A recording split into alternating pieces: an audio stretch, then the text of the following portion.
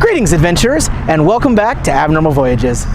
My name is David, and today we find ourselves in the very birthplace of American football, Canton, Ohio. So, of course, you know we had to stop here at the Pro Football Hall of Fame. Tag along, and we'll see if we can score a couple touchdowns.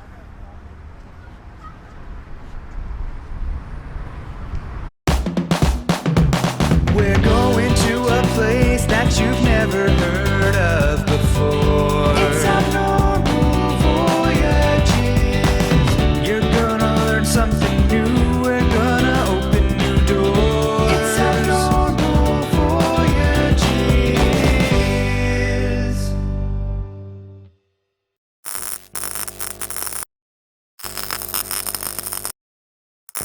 The foyer when you first walk in is grand and cathedral-like, befitting such a grand location. In the first room, you are greeted by a series of stunning photographs that really highlight some amazing moments out on the field.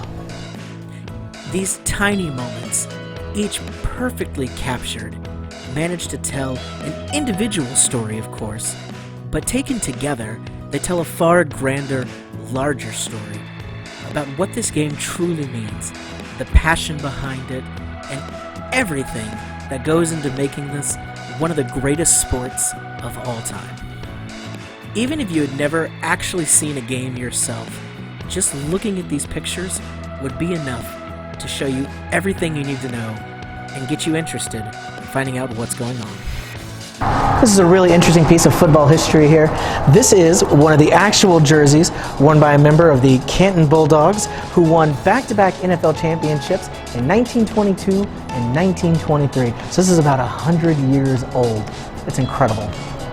And speaking of those two championships back in the 20s, this here is jewelry that was given to them to recognize that they won. They used to be given these as signs. That's kind of what started out, and now we have, of course, the Super Bowl rings. So it kind of started here and morphed into what we have today. As we take our journey to the past, we walk down this hallway where you can see the evolution of the football player stretching all the way back to its roots that started here in Canton. We begin delving into the history of the NFL right here at the very beginning. Safety equipment certainly looked a lot different in the beginning.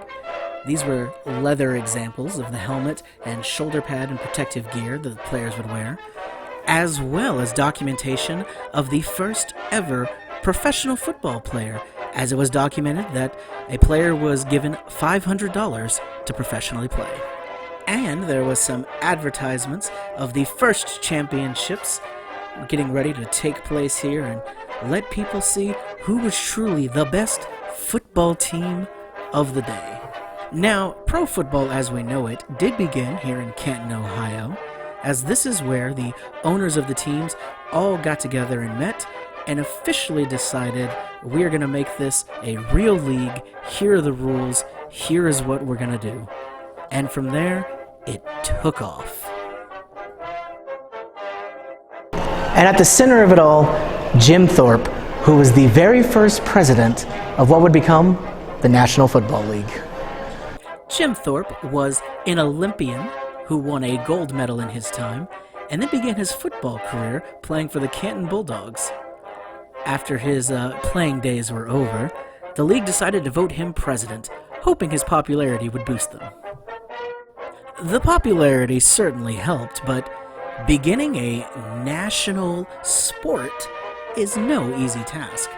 So there were quite a few growing pains along the way, but the pro football leaguers plowed on and continued to spread this game that they loved so much. As the years went by, the rules became more defined, the teams were developed a bit more, and the kinks were worked out of it, so to speak. With the 1930s came a big moment for pro football, and that was the signing of Red Grange. He was the first college player who became an official pro football player straight out of school. This opened the floodgates, and it soon became commonplace for people to play in college and move on to the big leagues. Football continued to gain popularity, and things such as the first Pro Bowl happened. it wasn't long before it was becoming much more of a household word. People were loving this new game. This is an evolution of the most important part of the game, the actual football. Starting off way up here, look how different that looked, the way it was made, and then going through the years all the way down to what we have today. And then, a little known fact. The official NFL football is called the Duke, and it's in honor of the late New York Giants owner, Wellington Mara. He was nicknamed the Duke of Wellington, and here is his picture here. So they call it the Duke. One of the biggest challenges appeared in 1943 with the outbreak of World War II. With so many players leaving to serve in the military, some of the teams actually had to come together to form new teams, such as the Philadelphia Eagles and the Pittsburgh Steelers joining together to become the Steagles. Thankfully, it wasn't too long before the end of the war came and people were able to get back to playing football. The 1950s brought with a lot of things, but most importantly, the All-American Football Conference was formed, and the NFL suddenly had competition not only for an audience, but for its talent. The competition brought on here actually wasn't too serious of a rival at this point.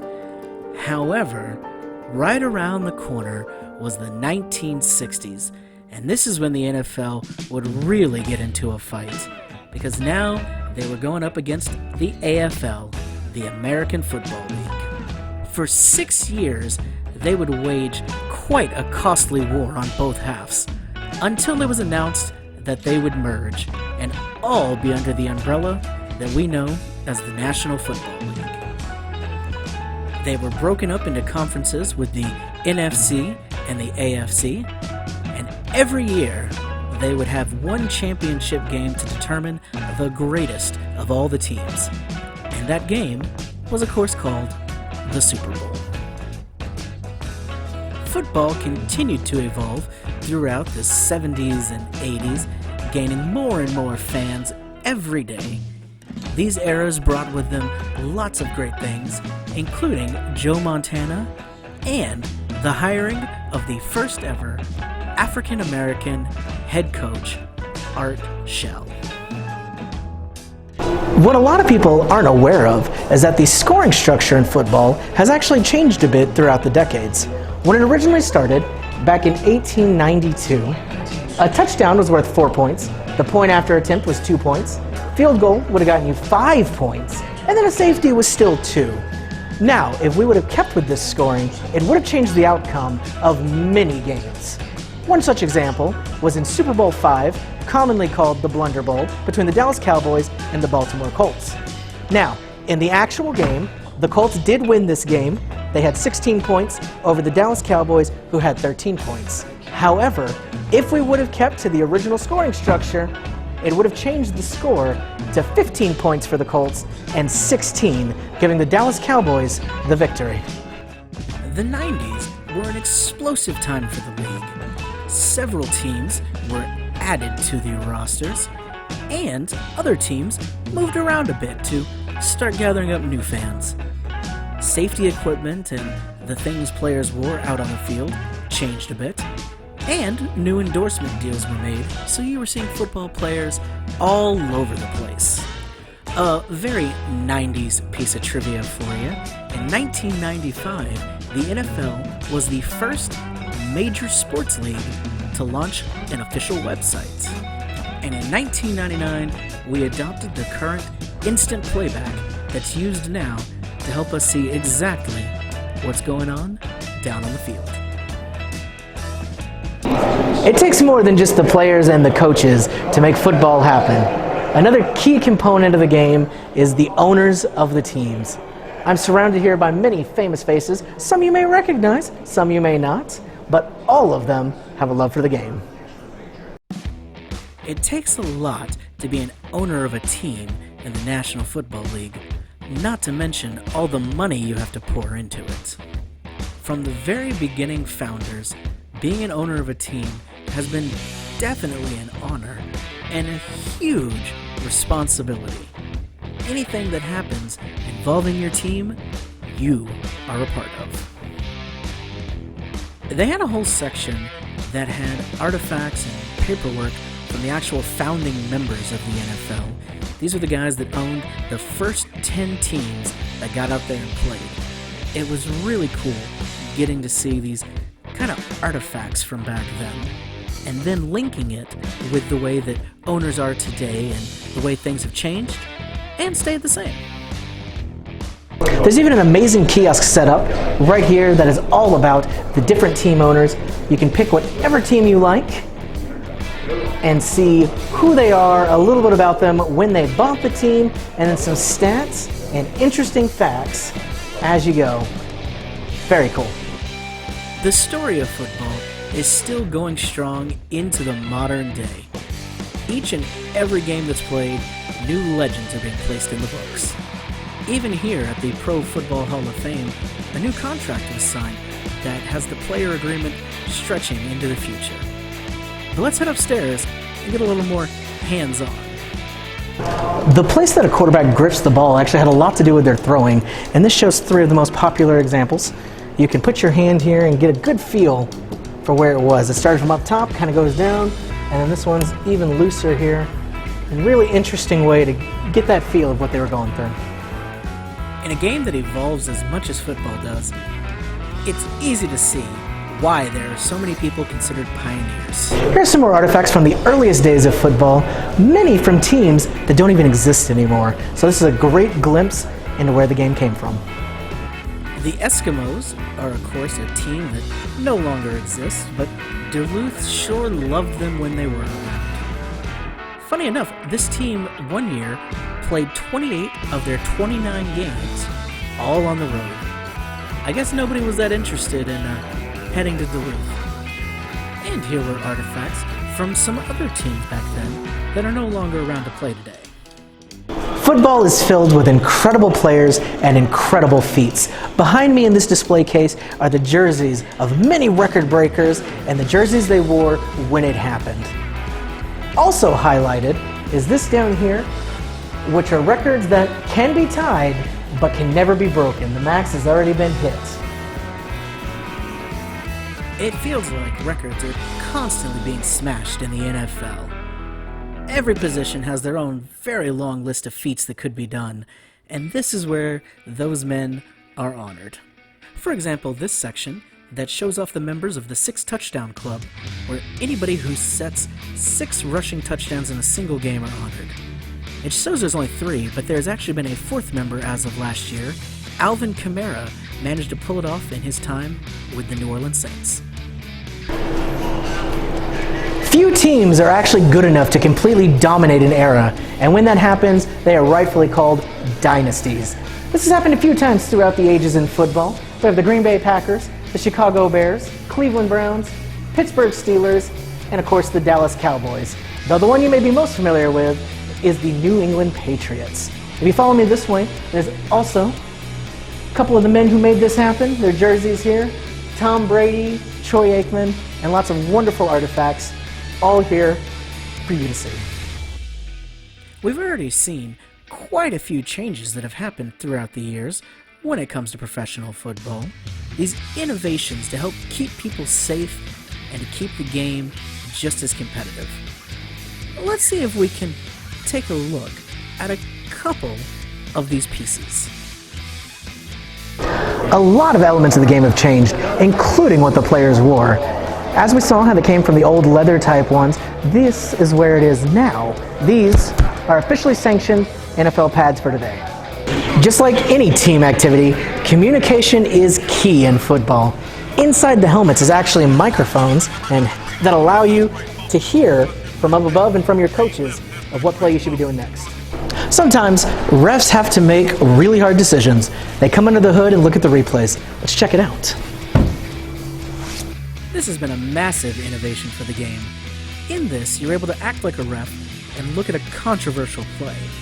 You can pick the different camera angles that you'd like to see the play from, and then you get to make the call and decide, should it stand?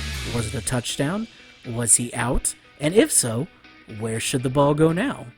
You go through and get to see it in different times, real time versus slow motion, and then they ask you, what should we say? What's the call?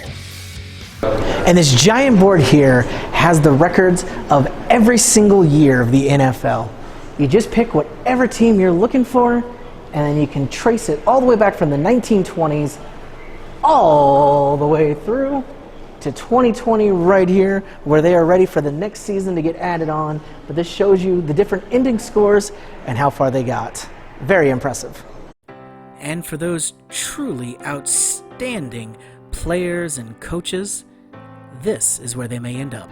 And at last we come to the centerpiece of this entire Pro Football Hall of Fame, the actual Hall of Fame itself, where every member has been memorialized in a bust of their likeness throughout the years. Getting into the Hall of Fame is no easy feat. There's an entire selection committee that goes through several rounds of voting before they narrow it down to the finalists every year. And then you have to make the cut from that to be put here in this hall. One of the requirements is that any coach or player who is nominated for the Hall of Fame has to have been retired for at least 5 years before they can be considered for this honor. If you're a contributor, such as an owner or an executive, you can technically be put in at any time and can still actually be active in the pro football world and still get put here in the Hall of Fame. Either way, it's a rare and exclusive honor given to the best of the best. When you become an NFL Hall of Famer, there are 3 things that you get. The first thing you get is the iconic gold jacket. The second thing is you get your bust placed here in the Hall of Fame.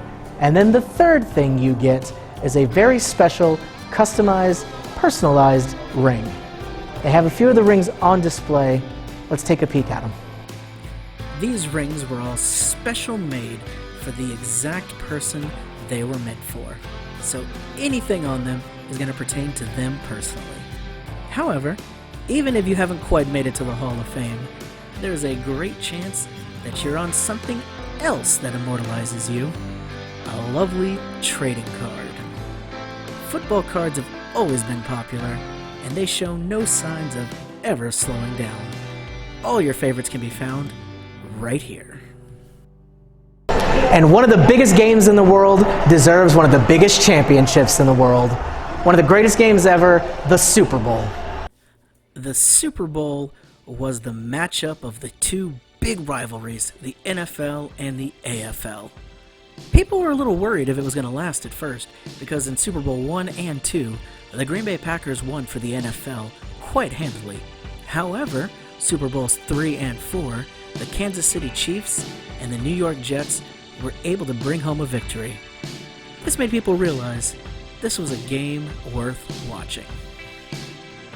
Often called one of the biggest championships in sports history, the Super Bowl has always been a massive event full of fan appeal and legends being written right before your very eyes.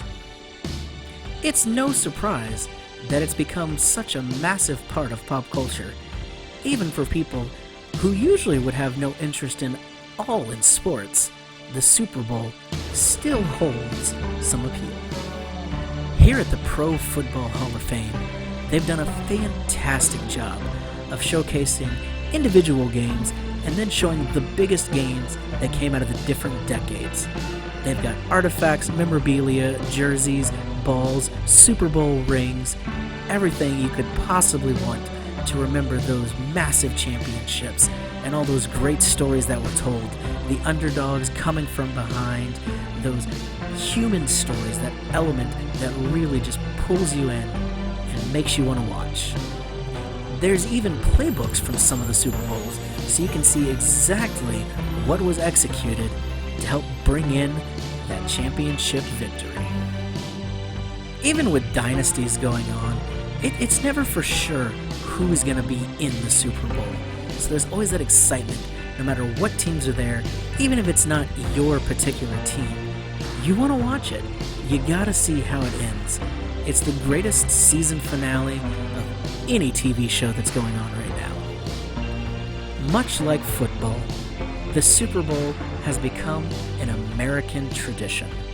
It's something that continues to grow each and every year, and the people involved with it slowly become bigger and bigger.